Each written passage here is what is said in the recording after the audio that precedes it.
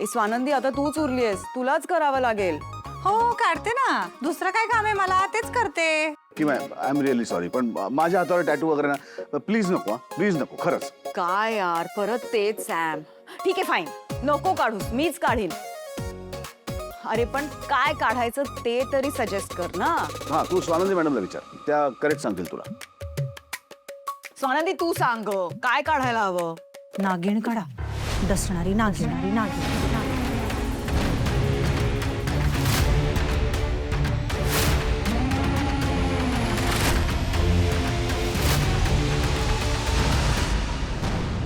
Sorry साहेब.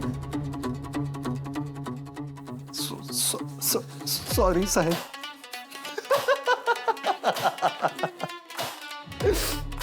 So sweet. एवढं का टेन्शन घेतेस? मी गंमत केली तुझी. गमती तसं कोण रागवतं का? अगं पण मी रागावलोच नाही. मला ना तुझ्या ह्या चेहऱ्यावरचे क्यूट एक्सप्रेशन्स बघायला खूप आवडतं. मला तुझ्याशी बोलायला आवडतं, तुझ्यासोबत वेळ घालवायला आवडतो. इकडे नाही जाते मी, काम आहे मला. अगं इकडे. अहो नाही, मला काम आहे. इकडे ये, काम आहे तुझ्याकडे माझं. काय काम? मला सांग, यातला कुठला शर्ट घालू, मला कळत नाहीये. हे काम आहे तुमचं? हा. का? तुला काय वाटलं? काय नाही. तोच तर प्रॉब्लेम आहे ना चिंगी. तुला काहीतरी वाटायला पाहिजे माझ्याबद्दल. म्हणजे आपण फ्रेंड्स आहोत ना.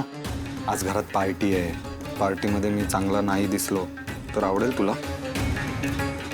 अहो पण तुम्ही तर सगळ्याच कपड्यांमध्ये चांगले दिसता की. खरंच?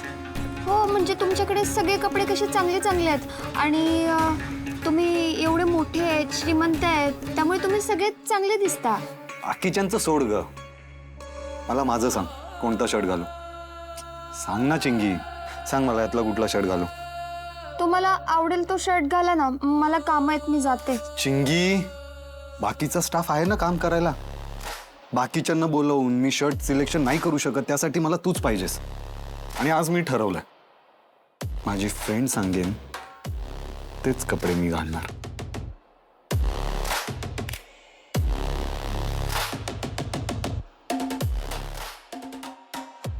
अय्यो अय्यो, तुम्ही माझ्यासारखं बोलले. अगं मी पण हाच शर्ट सिलेक्ट करणार होतो. बघितलंस, आपली चॉईस किती मॅच होते. Thank you. Welcome.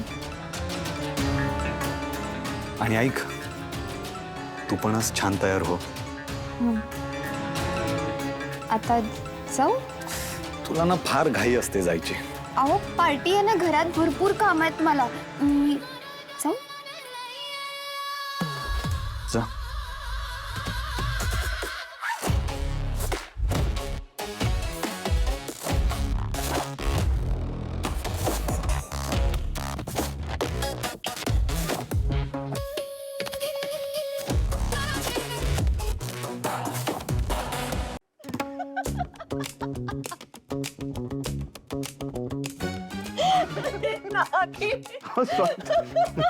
Very funny Swanandi, कळले रे.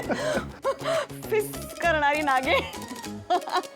अगं हे भये, तुलाच म्हणाले मी नागिण मी तुला म्हणाले. मॅडम सोडा. काढणारी म्हणाले तर फन म्हणे. फन थांब, दाखवू दे तुला फन काय असतं. आता तर फुणा मीच काढणार आहे तुझ्या समोर. नाही सोडणार, नाही सोडणार. काकू नाही सोडणार. स्वानंदी, सोडा सोडा काकू, स्वानंदी, सोडा.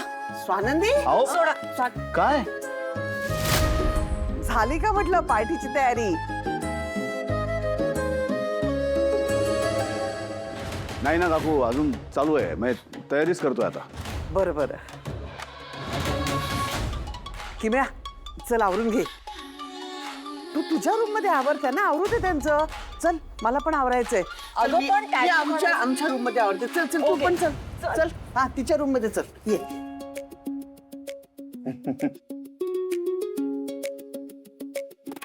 स्वानंदी मॅडम, स्वानंदी मॅडम, एवढं काय झालंय? काय एवढ्या चिडल्या? सांगा बघू मला.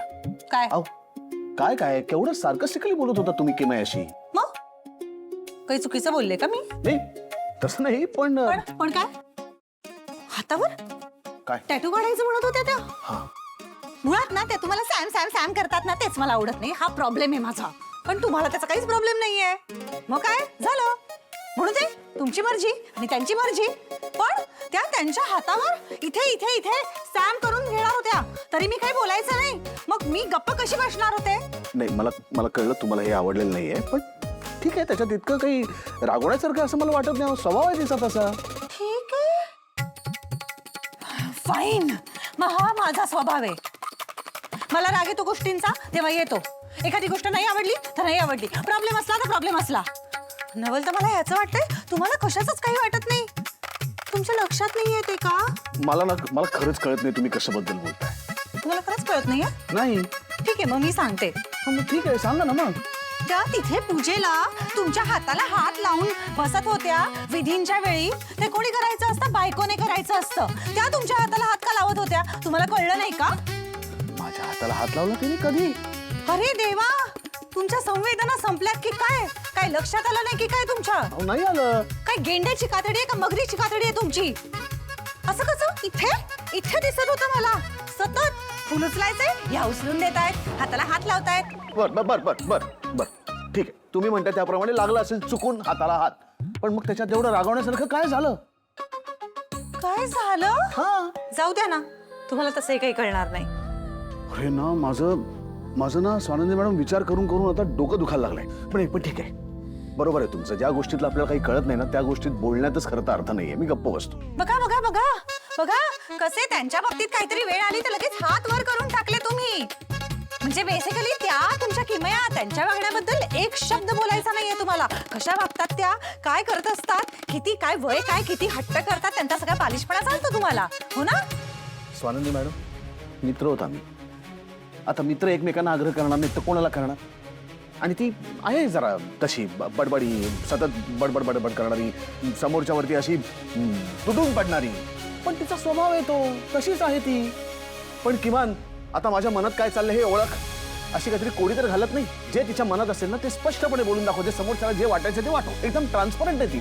म्हणूनच शांत असते ती. चिडचिड करत नाही रागवत नाही उगाच उगाच. किती आनंदी असते बघा. आणि शेवटी तिचं जे चाललंय ते चालू देत ना. आपल्याला काय बरं तिने आपलं काही वाईट केलंय का आपलं काही नुकसान केलंय का नाही ना. ती तिच्या आयुष्यात खुश असते मग असू देत ना. आपण कशाला चिडायचं तिच्यावर. आणि प्लीज स्वानंदी मॅडम आज आपल्या घरातला दिवस खूप चांगला आहे. आपल्या घरात पूजा झालेली आहे. आज अशी चिडचिड करू नका. आणि मला नाही वाटत की किमयाने चिडण्यासारखं काहीतरी केलं. शांत व्हा एकदम.